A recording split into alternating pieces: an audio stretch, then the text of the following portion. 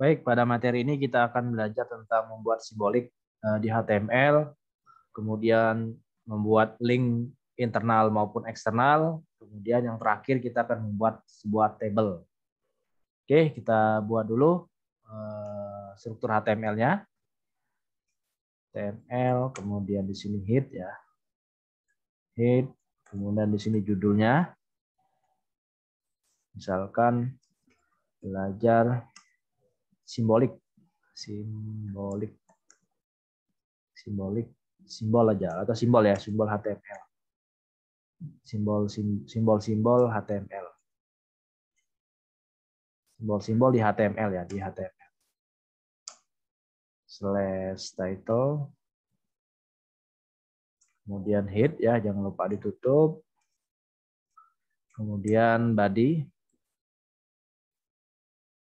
Kemudian slash body. Kemudian kita tutup HTML-nya. Kita simpan dulu. Misalkan saya buat di folder baru namanya pweb minggu ketiga. Saya buat nih latihan 1.html.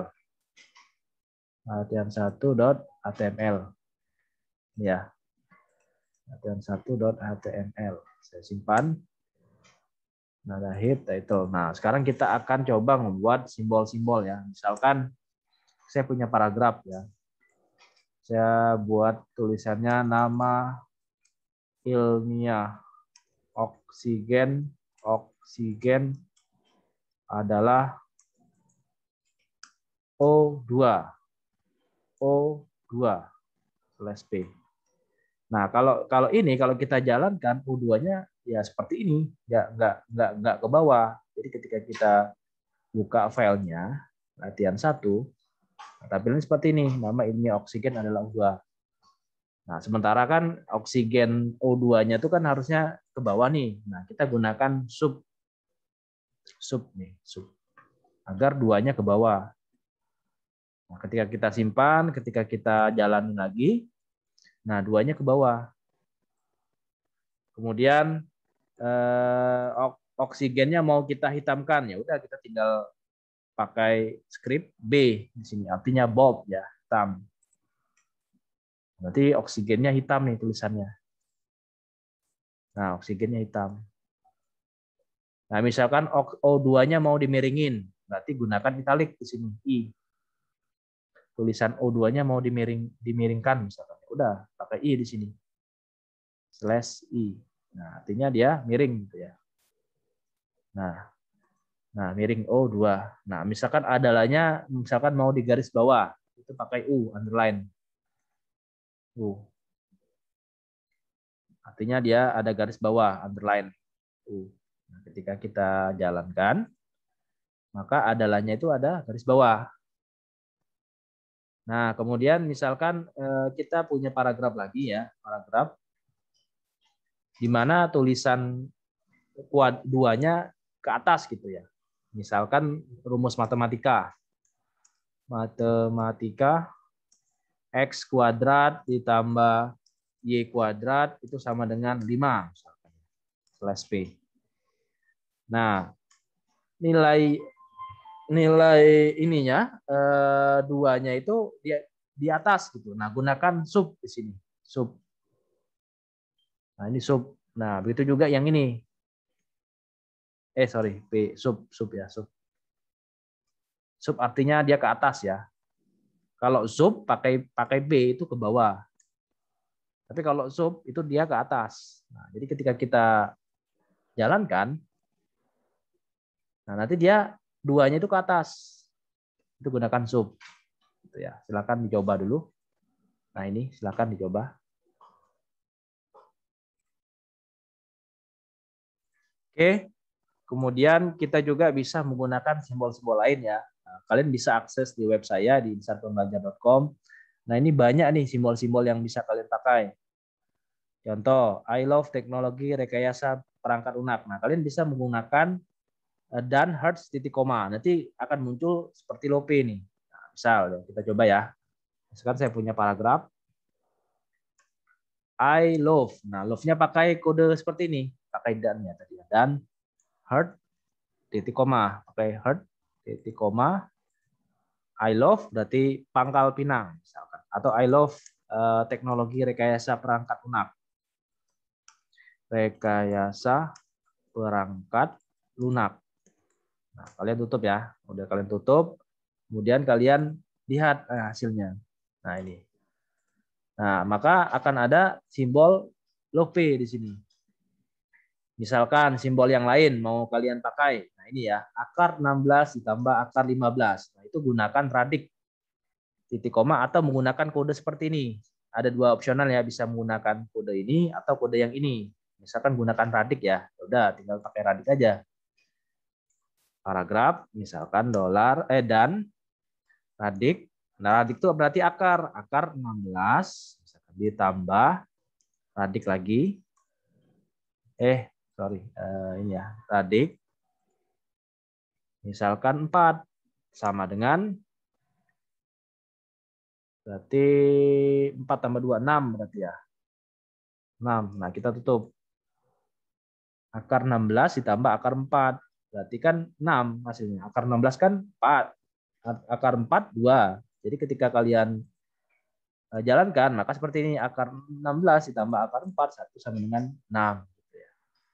4 tambah 2 kan 6. Atau simbol-simbol yang lain silakan ya, kalau misalkan berhubungan dengan matematika, kalian bisa coba INT, misalkan integral nih, mau kalian buat rumusnya ya silakan, dan INT titik koma. Nah, nanti akan muncul integral. Integral, nah 2-nya ini ke bawah, 3-nya ke atas. Ini pakai sub, pakai SUB, nah ini sub, pakai P. 2-nya ke bawah, 3-nya ke atas. Nah, silakan kalian coba ya untuk simbolik ya. Simboliknya seperti ini ya. Silakan kalian coba. Misalkan mau panah nih, misalkan menggunakan kode panah nih, misalkan ya udah tinggal masukin aja kode ini. Nanti akan otomatis akan muncul panah nih. Atau simbol-simbol yang lain silakan. Silakan dicoba ya. Oke, saya lanjut lagi. Kemudian kita akan coba memasukkan gambar di dalam HTML kita ya. Nah, misalkan saya punya tulisan ya, ini kan punya paragraf lah di bawah sini ya. Nanti di mana tulisan ini nantinya ada gambar gitu. Nah, kalian gunakan IMG SRC namanya. Contoh, misalkan saya buat di sini ya. Ini adalah gambar pantai pasir padi misalkan ya, padi. Nah, nanti di bawahnya ini misalkan kalian mau masukin gambar di sini, misalkan ya. Nah, di sini. Nah, kita cari dulu gambarnya nih. Kita cari gambarnya. Nah, ini kan belum ada nih gambarnya ya. Kita cari di internet ya. Misalkan pantai pasir padi. Oke, kita cari gambarnya. Misalkan gambarnya yang ini ya. Ini. Kemudian kita simpan. Kita letakkan misalkan di folder yang web minggu ketiga. Nah, ini saya singkat aja. Misalkan judulnya pantai pasir padi.png ya. Kita simpan ya. Nah, ini format ininya PNG ya. Pantai pasir padi.png. Oke. Nah, sekarang kita akan coba buat kodenya. Kita buat kodenya IMG SRC. Nah, nama filenya apa? Nama file tadi kan pantai pasir padi.png, ya kan? Nah, kemudian kita tutup nih. Kita tutup slash. Nah, ini. Nah, ketika kita buka di halaman yang tadi udah kita buat, nah nanti muncul nih pantainya nih. Nah, ini. Nah, Pak, misalkan gambarnya mau diukur di apa namanya tuh di size, ada width sama height-nya, ya udah tinggal tambahkan aja. Ada ukurannya misalkan, ya udah width-nya berapa? Misalkan width-nya 100 misalkan. 100 pixel, misalkan height-nya 100 pixel juga misalkan. Silakan. 100 pixel ya, sama-sama 100 misalkan. Nah, udah, kalau udah tinggal jalankan. Jadi ukurannya ntar menyesuaikan. Width-nya 100, height-nya 100. Nah, seperti ini. Ininya 100, ininya 100. Nah, silakan dicoba ya. Silakan dicoba. Nah, ini kodenya nih. Nah, IMG SRC, nama filenya apa, ukurannya terserah kalau mau ada ukurannya. Kalau nggak ada ukuran berarti dia ukuran normal, ukuran asli. Nah, silakan dicoba. Oke, sekarang kita akan coba memasukkan video ya, video dari YouTube kita masukkan ke dalam web kita. Nah, kita searching dulu di YouTube-nya. Misalkan ya YouTube, kita buka YouTube. Kemudian kita cari misalkan yang mau kita masukkan apa nih? Misalkan ini misalkan ya Android Relative Layout nih. Kita buka ininya linknya. Kemudian kita klik bagikan. Nah, kemudian kita pilih sematkan. Nah, kode ini yang dimasukkan ke dalam kode yang ini ke dalam Sublime Text tadi. Nah, ini di copy atau kita klik salin ya. Kemudian kita pastekan di sini, di bawah sini. Misalkan kita ada paragraf ya. Ini video dari YouTube misalkan ya. Dari YouTube. Kita /p, kemudian kita masukkan iframe-nya. Kemudian kita simpan. Nah, ketika kita akses, nanti muncul nih embed-nya nih. Nah, ini muncul embed dari YouTube-nya. Misalkan kalian mau buat web tentang musik misalkan ya, yang dimana source-nya ngambil dari YouTube ya silakan. Nah, silakan dicoba ya. Kodenya seperti ini. Iframe. Kita gunakan iframe ya. Nah, iframe ini source-nya yang mana gitu ya. Misalkan Pak, kalau web bisa nggak kita masukkan ke dalam konten kita? Ada yang bisa, ada yang nggak. Contoh ya, misalkan ini saya hapus ya. Ininya saya hapus, kemudian kontennya itu bukan YouTube, tapi melainkan web. Misalkan kita buka situsnya Polman Bubble ya. Nah, situsnya ini mau kita masukkan ke dalam konten kita. Misalkan ya, ya udah kita kopikan linknya. Kemudian kita masukkan ke dalam iframe ini. Iframe source-nya mana? Source-nya yang tadi, link tadi kita pastekan. Nah, ketika kita jalankan, ini ya, kita jalankan ya, kita refresh, kita ini. Nah, ntar muncul nih webnya nih. Nah, muncul webnya di dalam konten kita. Nah, gitu. Jadi nggak mesti harus YouTube sih, bisa yang lain, misalkan ada situs-situs tertentu yang open konten bisa kita lakukan, gitu ya. Kita embed, gitu ya. Silakan dicoba.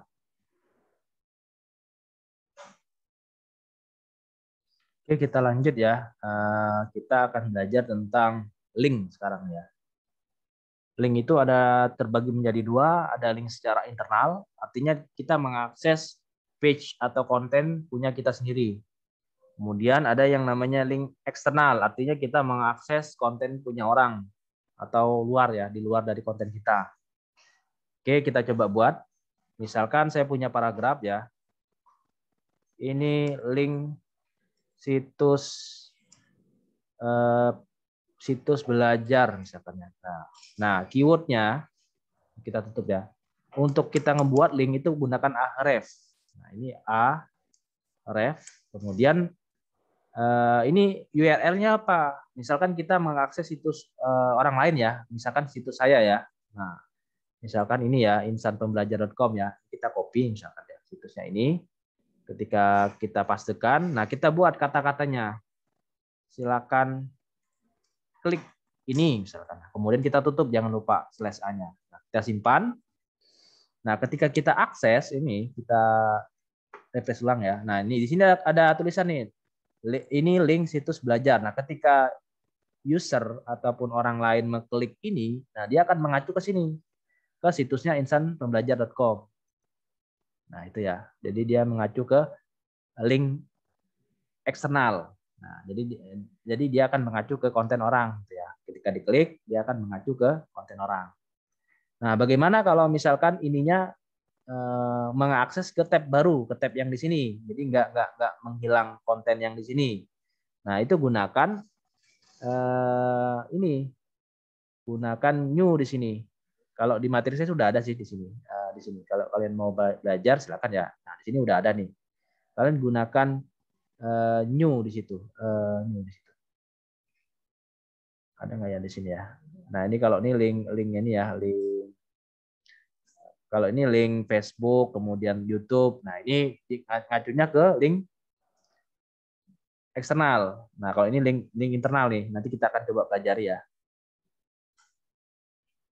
Oh, di sini belum saya masukkan ya. Kalau misalkan dia ngaksesnya ke ini gitu. Ada tab baru gitu ya. Nah, itu kita gunakan di sini. Kan name, saya lupa apa namanya ya. Sebentar, saya lupa. Saya agak lupa. Nah, gunakan target blank ya untuk agar dia ngaksesnya itu ke tab baru ya, target blank. Jadi ketika kita akses ini, ininya kita refresh ya. Nah, ketika orang ngeklik, silakan klik ini. Ketika diklik, nah dia tab baru di sini. Nah, itu gunakan target underscore blank ya. Target sama dengan petik 2 underscore blank. Nah, silakan dicoba ya. Nah, ini link secara eksternal. Jadi kita ngacu ke link orang lain. Nah, sekarang kita akan coba ngebuat link secara internal. Jadi saya punya page, ketika orang akses link tersebut, dia akan mengacu pada page yang saya punya gitu. Oke, saya buat baru ya. Nah, saya buat page yang baru.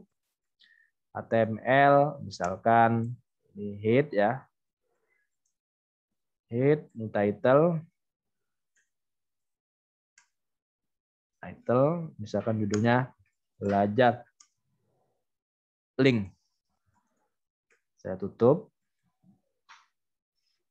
Title, kemudian head juga nih saya tutup.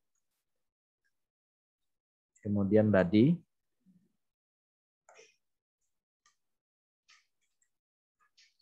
/body.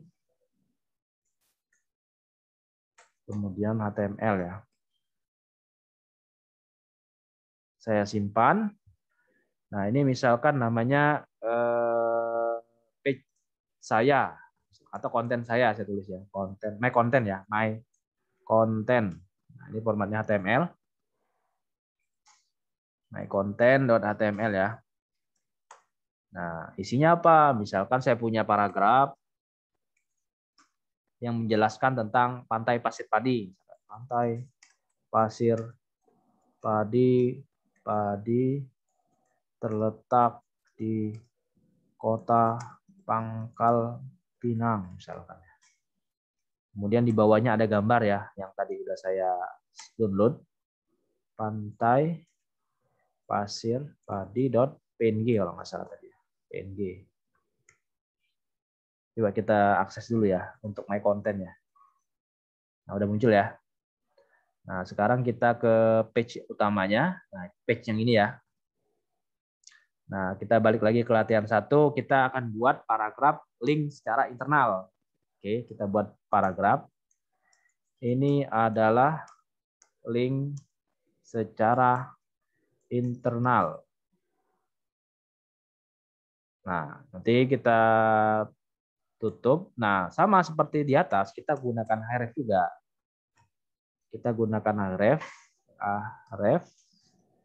Kemudian, nah ini nama filenya apa? Yang udah kita buat tadi. Nah ini kan, nama file yang kita buat tadi adalah mycontent.html. Nah, maka kita buat di sini mycontent.html. Nah, kemudian apa kata-katanya? Misalkan contoh link internal. Misalkan kita tutup. Nah, kemudian kita tab. Misalkan targetnya new tab. Misalkan ya udah target blank berarti underscore blank. Nah, ketika kita refresh, ini ya kita refresh ya. Nah, ini ada tulisan nih, ini ada link secara internal. Jadi ketika saya klik ini, nah dia ngacu ke link page konten yang saya buat tadi. Nah, bukan ke situs orang lain, bukan, tapi ke konten yang punya saya buat tadi. mycontent.html gitu ya. Gitu. Tapi misalkan Pak, saya nggak ada target blank misalkan, ya udah berarti dia nanti akan mengubah konten yang ini. Nah, target blanknya kita hapus nih misalkan. Udah, berarti ketika kita ngeklik ini, dia akan mengubah konten yang ini, yang tadi. Nah, kemudian misalkan di page my content ada back di sini. Kita buat lagi di sini link back. Nah, misalkan di sini kita buat back gitu ya, di bawahnya ya atau di atasnya ya. Kita buat agar dia kembali ke menu latihan 1.html. Ya udah kita buat misalkan href aja langsung ya. Href misalkan nama untuk ngebacknya ini apa? Latihan 1.html. Latihan 1.html. Nah, kita buat di sini back atau kembali ya, kembali. Kemudian kita tutup. Nah, ketika kita simpan, kita balik lagi ya ini ya. Nah, ketika saya refresh, ketika saya klik contoh link internal, ting. Nah, ketika dia klik kembali, dia balik lagi ke link awalnya tadi gitu, awal yang pertama tadi gitu. Nah, ketika diklik ini dia ke mycontent.html, ketika saya klik kembali, dia balik lagi ke menu awal. Nah, silakan dicoba ya. Nah, silakan dicoba. Nah, kalian buat page baru namanya mycontent.html. Kemudian di sini kalian buat href-nya. Kemudian ada tulisan kembali. Nah, nanti ketika diklik kembali, dia akan mengacu ke latihan 1.html yang ini. Nah, ini. Nah, silakan dicoba ya. Kalau yang atas ini adalah link secara eksternal, artinya kita mengacu ke konten orang lain, entah itu situs, entah itu web orang lain. Nah, kalau yang ini kita membuat konten kita sendiri, mengakses konten yang punya kita buat. Gitu. Silakan dicoba.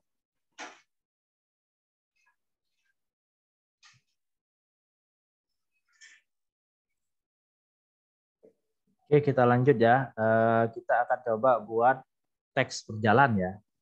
Nah, seperti yang kita ketahui ya, kadang ada web-web tertentu itu ada teks yang berjalan. Contohnya kayak kita buka insarpembelajar.com ya. insarpembelajar.com. Nah, ini ada teks berjalan nih. Nah, ini gunakan Marquee ya, Marquee ya. Oke, kita coba ya buat ya. Marquee ini ya, Marquee. Nah, misalkan tulisannya apa? Selamat datang misalkan. Di Pangkal Pinang misalkan. Kemudian kita tutup Marquee-nya. Nah, nanti ketika kita jalankan, nanti ada teks berjalan nih. Sama seperti kayak gini. Dari press, nah tulisan nih, selamat datang di Pangkal Pinang. Nah, itu gunakan Marquee ya. Nah, sekarang kita akan coba buat tabel sederhana ya. Nah, untuk materi tabel selanjutnya, minggu depan lah. Itu secara kompleks nanti saya akan bahas ya. Kalau ini masih sederhana nih. Kita akan buat table sederhana. Keywordnya adalah table di sini ya. Table. Kemudian di sini ada yang namanya TR ya. TR. Table row. Artinya TR ini adalah table row ya. Nanti akan saya jelaskan lebih detailnya ke materi minggu depan insya Allah. TR, kemudian di sini nanti ada yang namanya TD di sini. Table of data, table data. Misalkan apa nih? Nomor. Misalkan. Kemudian biasanya ini gunakan TH sih, TR, TH. TH. Artinya table header ya, nomor. Misalkan. Kemudian nama, misalkan ya. Atau NPM. Kemudian nama gitu ya. Kemudian ada isinya. Nah, kita gunakan TD. TR lagi nih misalkan. TR. Kemudian TD 1 misalkan. Namanya siapa? Misalkan Nitalia. NPM dulu ya. NPM-nya berapa? Misalkan 1, 3, 4, 5, 6. Misalkan. Kemudian di sini namanya siapa? Nitalia misalkan. Nitalia. Misalkan. Kita tutup. Kemudian TR-nya kita tutup. Kemudian kedua siapa? Misalkan kedua misalkan namanya Afri misalkan ya. 2.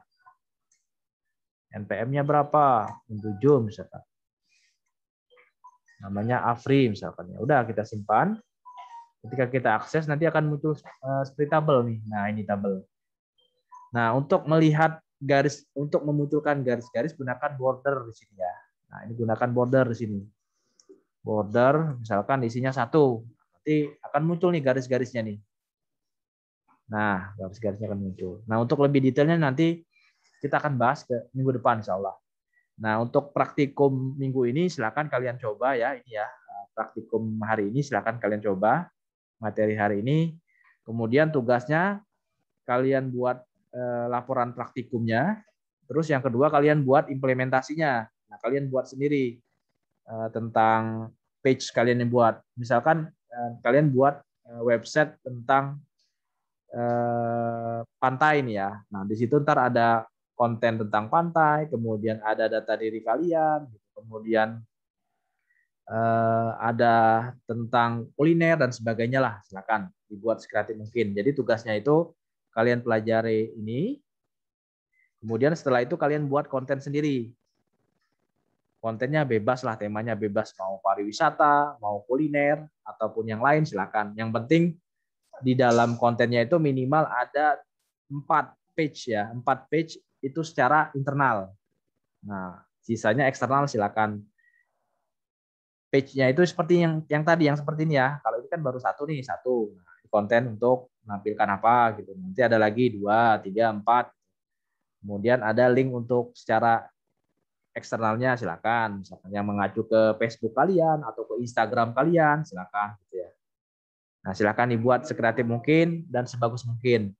Nah, nanti laporannya diupload ke OneDrive ya. Nanti linknya saya share di website ya. Oke, sekian. Terima kasih. Silakan dicoba.